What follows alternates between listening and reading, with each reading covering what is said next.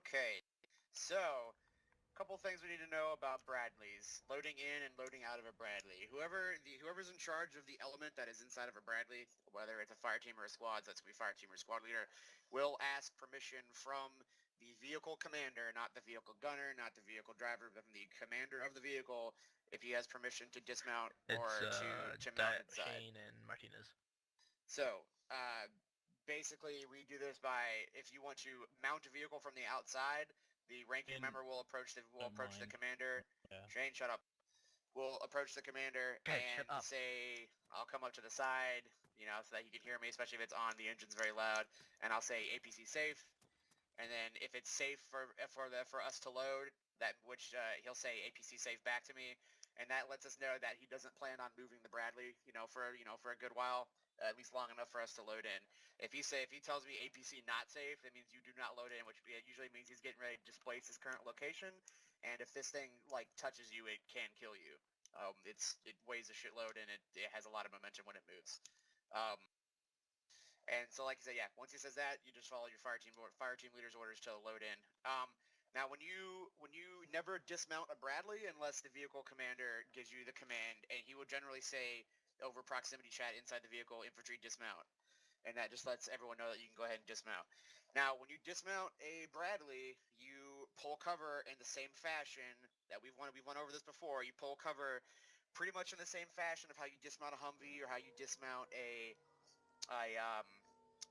helicopter, except there's two significant differences. This Bradley has things we call no-no zones. The two no-no zones after you dismount are directly behind it, all the way from the right armor plating all the way to the left armor plating, and 50 meters behind it. This is that way in case it needs to back up, there's nobody that it's going to run over. Also, another no-no zone is all the way around the front of it, because thanks to Ace, there are concussion mechanics, and if you're standing in front of it, not only can he run you over, if he fires the cannon, it can also knock you unconscious, and then you can definitely most easily get run over at that point. So, we do not stand in the no-no zones. Generally, if you come out, you go off to a side, and you're going to pull security to the rear and to the left and right of the vehicle. You don't really need to worry about the front zone to the vehicle, so that the vehicle's facing east right now. You don't really need to worry about the east, because he's got a BFG cannon, facing that way, and he doesn't really need help.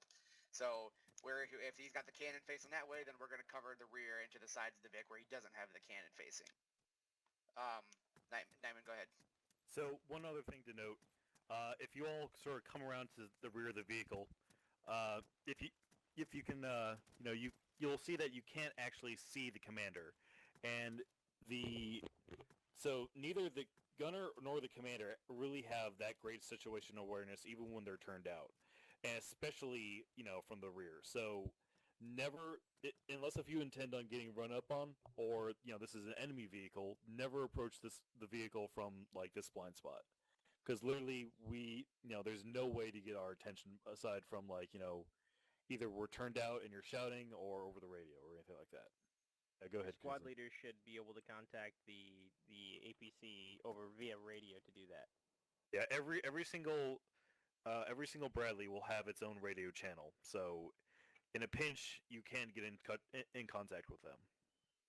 Keep in mind, guys, that when you're in an urban situation, shit's probably hit the fan, and you're taking bullets already. So when you dismount the Bradley, you want to move away from it, but you also want to move to cover. So you want to immediately just get out of the way of the Bradley and get into safe cover and give it a position where it can maneuver.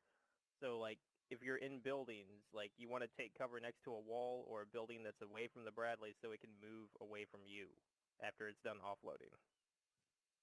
Yep. Yeah, chances are that if we take any kind of, armor-threatening contact, say all of a sudden we have an RPG fly over our heads, one of our first moves is probably going to be to reverse. Maybe, probably even smoke in reverse.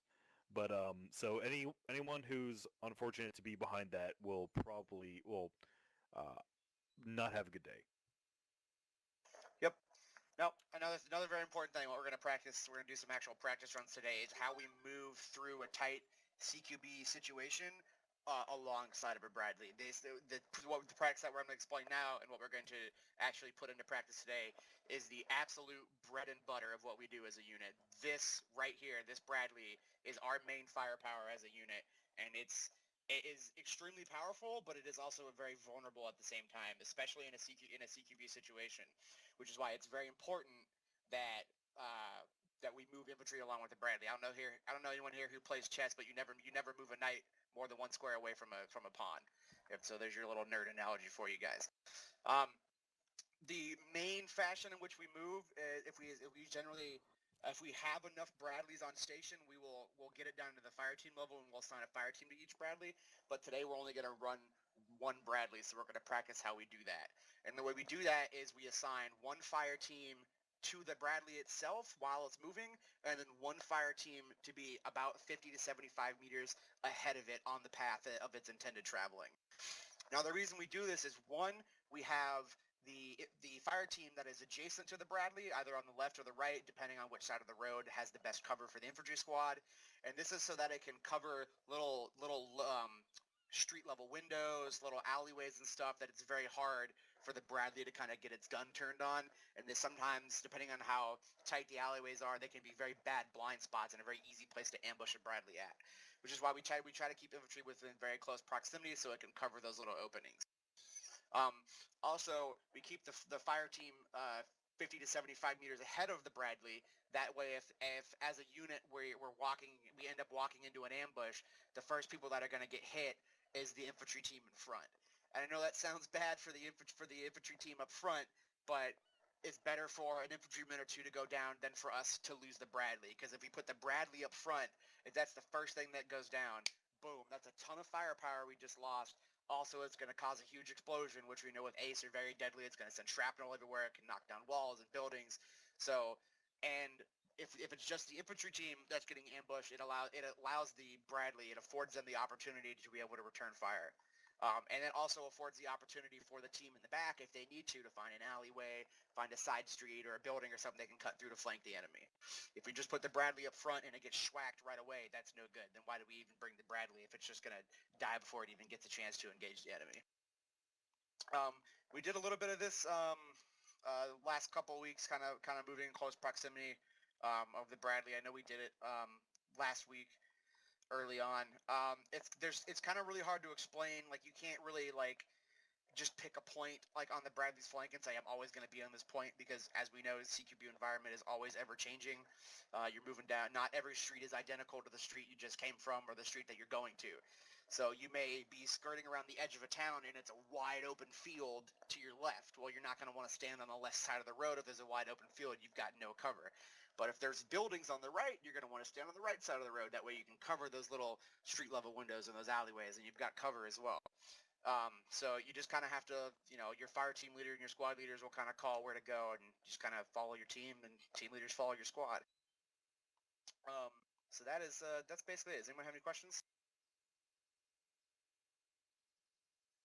Perfect. All right, we're gonna do this thing. What we're gonna do is we're gonna go to a small town. We're going to go to a town of Nylars, which is to our northeast. We'll do standard convoy procedure to get there. We'll get there, the infantry will dismount, and then we'll move